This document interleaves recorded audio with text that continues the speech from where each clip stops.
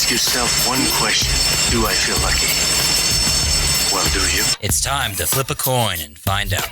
Well, we need to know what we're calling for here. We're calling it to see who's got the best sports knowledge here on the Coin Flip with Martin Kelly and Jacob Zimmerman. Flip it again. College football.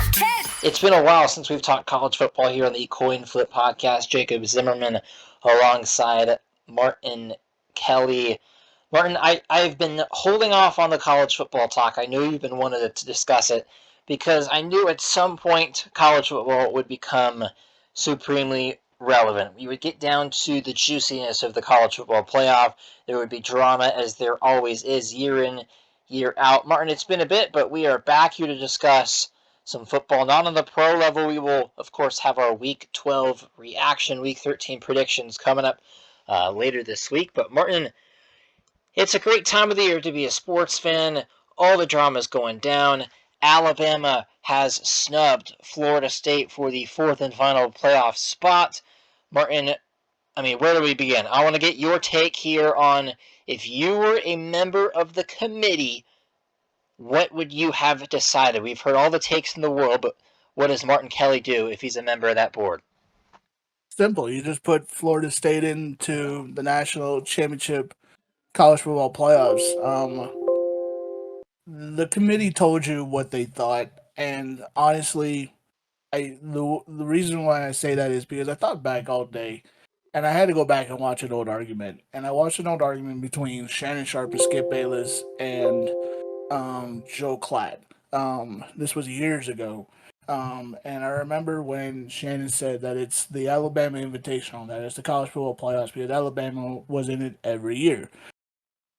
That's not a lie, Jacob. If you look at, I just wanted to give a little history on the playoffs. If you go back and look at it, the most playoff appearances in the college football playoffs, Alabama. The most playoff wins, Alabama. The most national championships in it is Alabama. The conference with the most appearances, SEC. The conference with the most wins, SEC at 14.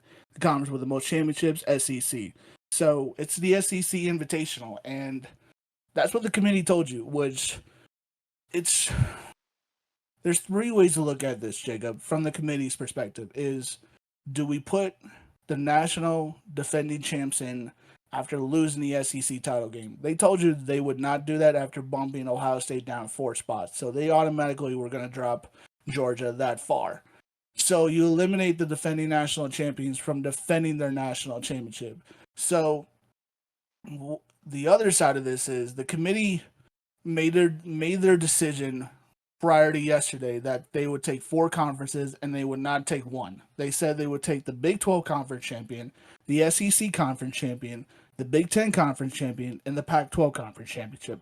They made up their mind that they would eliminate the ACC conference champion, and they probably made that decision after Jordan Travis broke his leg. They probably wouldn't have made this decision if Jordan Travis was healthy. Maybe they do, maybe they don't, but we don't know that because Jordan Travis is hurt. This was not robbery. This was not a snub. This was definitely, utterly, just plain and simple, the SEC getting their way. They cannot be left out of the college football playoffs. They cannot have that mark on them that says they did not make the college football playoffs. They're the only conference, Jacob, to appear in every single college football playoff that has been in existence. Go back to the first one, Alabama for a long time. Then LSU winning their national championship. Then Georgia dominating for their national championships. It is simply just an SEC playoff system with everyone else joining in. That is plain and simple how it is done. It is a travesty to college football about that, but money talks, power talks, and you're not going to leave a national brand off. They were not going to take Florida State. They weren't going to put them in there. They decided 4 out of the 5 conferences were going, and the ACC drew out. And that is the crime of this entire thing. But like I said, this isn't a surprise to me. Alabama getting in only adds to another perspective that no one's talking about, is the committee made this decision because they want to punish Michigan. They couldn't get Michigan out of the playoffs after all of the allegations all season with Jim Harbaugh getting suspended twice with a cheating scandal. They put Alabama in there to teach Michigan a lesson that they are not going to win this national championship. They're not going to let them win this national championship. They're going to give us a reason to have Alabama and Texas again. And that's an exhausting thing to look at another national championship game with Alabama in it. The spotlight's on them. I think there is an argument that they got scammed. I think you're giving Bama the benefit of the doubt, which is fair, and I can totally see both sides of this. And I'm a Miami football fan. I think Florida State deserved to get in. I think they did. I think it's unfair to keep them out just because Jordan Travis was unhealthy. They won their conference. They're undefeated. Well, I think the history of college football shows that it goes record first, context second. Meaning, if you're any team that has a 0 that is a legit team is going to be, legit Power 5 school. All the teams with 0s are going to be higher in the rankings, essentially, than the teams with the 1 loss. You play NCAA football, that's how it goes. You can remember back, all throughout the BCS, the 2010s with the college football playoff being a birth. That just seems how it's been. The teams undefeated get the nod in the rankings above the teams with 1 loss, and then the context matters to shuffle thereafter. The ACC has been, a little bit disrespected this year. They've kind of played the SEC pretty darn solid. And Martin, as you were kind of touching, this is a money-making move. It's all about the money. It's all about the moolah. I love that you brought up Shannon Sharp and the Bama Invitational that he used to talk about on Undisputed. I think this does give Michigan a really, really tough test, and you heard kind of the groan in that reaction room. But overall, Alabama has not been the Alabama teams of old. This is a different team. This is a team that I don't think can play from behind.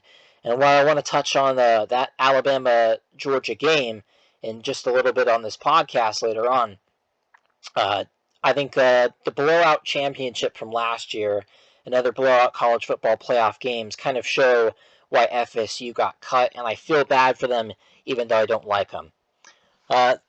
Martin, I kind of want to hear your next take on this, but as far as, going 5 conferences to 4 playoff teams, this was always going to be a problem, right? Yeah, this was always going to be a problem. You can't get everybody in, and we've had discussion after discussion after discussion, year in and year out, about who deserves to be in. I go back to what I said before. Just do what the FCS does. Create 4 rounds. Every Power 5 and Group 5 conference champion gets an automatic bid. Your second place team gets an automatic bid, and if you have a great record, you can get in. I think that's just a smart idea. Yeah, I mean, make it make sense. Like, back in the BCS, I get that was, fulfilled with drama. And, I can recall, when for a second it looked like Florida State was going to get in, and it was going to come down to Bama and Texas, Martin. And people were saying, well, Texas beat Bama. Obviously, Texas is going to get in over Bama. But, Martin, I can remember back in the BCS where it was the 2000 season, and Miami had beaten Florida State. And they finished the year, each team with 1 loss. But Florida State got to go to the national championship game, and Miami didn't. So we've seen that happen before, but at least in the BCS, it's a computer-generated thing. It's not people in a decision room. It's not a jury going back and voting on this. That, to me, almost feels more brutal to the kids there at Florida State. Martino, to the Alabama-Georgia game. This was one of the best games, I've seen in college football in a bit. And while I picked Georgia, Martin, me and you have both grown up a lot of our teen and young adult life. Alabama has been the premier college sports team in America. Martin, I picked Georgia to win this game, but, I'm sitting there watching on, of course, the CBS broadcast, and I'm looking at Alabama's uniforms, and I'm recognizing where they're playing, and it's the SEC championship game, and it's like every time I've seen that, they've never lost in my life. And once you hear that damn jingle, da, da, da, da, da, da, da, that's the Alabama theme song, Martin. That's how you know that Alabama has won that game. As soon as you hear that jingle, it is a wrap. And that's exactly what happened in that game. I mean, that's a testament to Nick Saban's defense, just their recruiting abilities year in, year out. Their play calling, they'll lose offensive coordinators. They just, reload those like it's nothing. But all in, all out, I think Georgia did some things to screw themselves in that game. And, I mean, Martin, they missed a kick after a false start. And then they turned the ball over on a fumble inside their own 10. Those things don't happen. Alabama doesn't win that game, and Michigan suddenly is not potentially on upset alert in the first round. Martin, did you catch that Georgia-Bama game? What were your thoughts on that one? I did not catch the Georgia-Bama game. Unfortunately, I was working at the time, so I caught all the stats that I could watch and highlights that I could watch yesterday. I agree with you. Georgia blew that game. They had the chance. I mean, it's simple, Jacob. If Georgia wins, we don't have this conversation. We're not sitting here having this conversation because they wouldn't have put a 2-loss team over Florida State. And maybe our next conversation would have been like, okay, is Florida State or Ohio State? Florida State's undefeated. Ohio State didn't play, but they lost to the best team, the second best team in college football, to Michigan. So, Milroe and Tommy Rees did enough to win yesterday. And it's just is what it is. Bama won, and Bama are playing for a national championship. I don't know. I'm a little bummed on it. It's just I don't want to watch Alabama in the playoffs anymore. I'm sick and tired of it. It's like the Patriots, year in and year out. You can't get rid of the boogeyman. The boogeyman won't go away. It's just frustrating and annoying. And Martin, back to Georgia. Georgia had a 29-game win streak. Unprecedented in college football in today's day and age. And for a sec there, kind of like Clemson did, they took the eyes of college football away from Alabama. And while Georgia's not done yet, Georgia has a great shot to win next year, Martin. 3 out of 4, they could do it. Alabama kind of let you know that, Nick Saban's not going to fade away unless Nick Saban wants to. He's going to keep doing his thing. They're inevitable. I have that written down on my notes. And, it sucks for Georgia because they don't deserve to win 29 games in a row and then all of a sudden they lose a nip and tuck game in a conference championship game to Nick Saban, for crying out loud, and now you can't go to the college football playoff. To me, it feels like Georgia would have about as good a shot as any team. They would be top 3 in the odds, even with one loss, if this was a 12-team playoff right now and Georgia was in it. 100%. So I feel for Georgia. I feel for the Florida State Seminoles. Ohio State, that sucks the way your conference is set up. Iowa should not be playing in the championship game. It should be, Ohio State and Michigan. But I don't think you can change it now. But, Martino, the second to last topic I wanted to talk about is who's going to win the college football playoff. So, briefly here, let's decide who is going to make it and then who is going to hold the trophy at the end of the season. Martin, I think that Michigan is going to get it done against Bama. I think they're going to edge them out. I think, Iowa has as good of a defense as anybody in the country, considering how much they have to be on the field with that piss-poor offense. Martino, I think Iowa's defense versus Bama's defense, I think Bama might have a slight edge. But I think Michigan, they're real solid. This might be Blake Corum's year. This might be Jim Harbaugh's year. I mean, the storyline with the suspension, winning all those meaningful games down the stretch of the season, and now Harbaugh's back to win 2 more. I could see it happening. I think Washington will beat Texas. I think it's just dumb at this point to treat Michael Penix Jr. like an underdog, and he better win the Heisman. He better win the Heisman over Jane Daniels of LSU. So, yeah, I think in the end, Michigan's going to find a way to pull it off, but I would not be surprised in the least if it was Bama. So, only because I'm trying to think.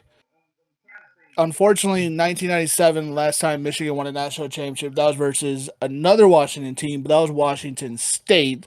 And the only reason why that's even more of a game for Michigan fans, whoever listened to this, is because that was Ryan Leaf's Washington State team before he got drafted and all of that stuff with Ryan Leaf being a bust.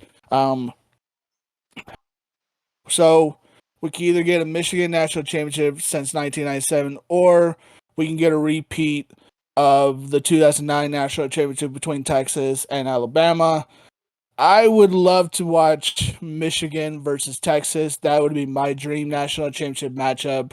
I think Texas defensively are better than Washington's offense.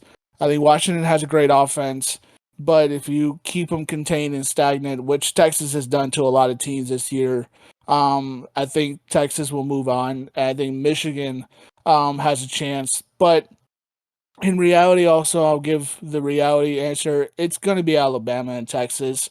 We'll get a rematch of Week 3 from what we saw earlier in the season. This time, Alabama's offense is not all over the place. They're not clustered. They have a direction where they're going with their offense. A dream scenario would be Texas and Michigan. What a fun national championship that would be. That would just sell all over the place. But in my reality, Jacob, and in reality itself, I 100% believe it'll be in Alabama and Texas, and we'll have to watch Nick Saban lift another trophy over his head while everyone else just has to enjoy this. So that's how I think it will go. Before we wrap it up here for some college football talk, in early December on the Coin Flip podcast with Jacob Zimmerman and Martin Kelly. Martin, I'm looking at the New York Six bowl games that just got announced, and I'm glad we're doing this on a Sunday evening because these got released, and I'm glad they didn't get released right after this podcast. They're giving Liberty a big shot here. I'm proud of the committee for this.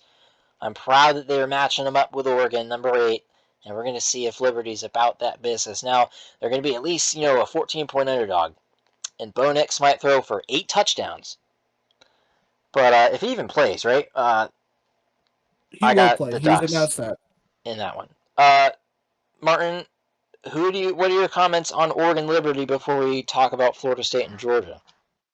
That's going to be a fun game. To your point, not to topple over you, Bo Nix has come out and says he will play in the game versus Liberty. He's not going to sit out that game and get ready for the NFL draft.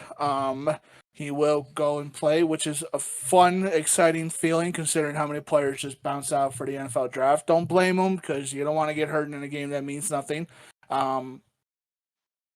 But yeah, I got Oregon winning that game. I think Bo Nix could probably throw that amount 8 touchdowns, but Liberty has a really good defense. It's a question of if Liberty's offense can keep up with Oregon's. I don't think so. Oregon will win. And I think it's going to be back-to-back monster favorites, and Georgia will take their frustration out on Florida State. And their third-string quarterback, who knows at this point, Martin, man, if he were a backup for Florida State, it really goes to show, Martin, how the transfer portal is wild in college football.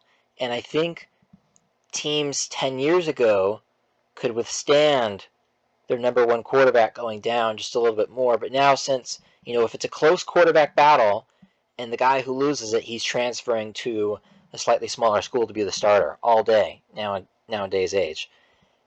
These third stringers are oftentimes just true freshmen, Martin. I mean, it's wild out there down in I can't even remember the town Florida State plays in. But anyway, Tallahassee. But Martin, the Seminoles, the Bulldogs. Your thoughts on that one? Yeah, Georgia's going to run over them. Defensively, Florida State's a good team. We saw it in the game against Louisville, only allowing 6 points. Very impressive. They had a great night sacking the quarterback against Louisville. You're right. A true freshman, 18-year-old going up against 22-year-olds and 23-year-olds that played in back-to-back national championship games and have nothing but fire in their eyes of trying to show the committee that they were wrong.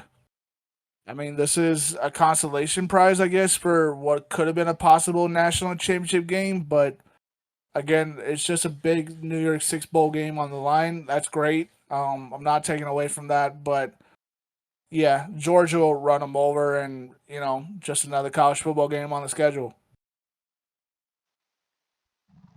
So, Martin, that about concludes it. I think all in all, Florida State, Ohio State, Georgia, all have some extra added motivation for the 2024 season next year, and we are going to see in these bowl games if teams can put their money where their mouth is, talk the walk, and yeah, I think we're gonna see some great matchups in the Final Four. I know for sure I'm gonna watch the Michigan game more than I would, if Florida State was playing. Now that Bama's in there, and yeah, I think Michigan is gonna be the team I'll root for. I'll be happy if Washington wins it as well. But yeah, we'll be back for NFL Week 12 reaction, Week 13 predictions coming up next on the Coin Flip podcast, as well as a soon-to-be NBA video with the next 10 most interesting teams in the NBA. I'm Jacob Zimmerman. That's Martin Kelly. This has been the Coin Flip podcast. See ya. Peace.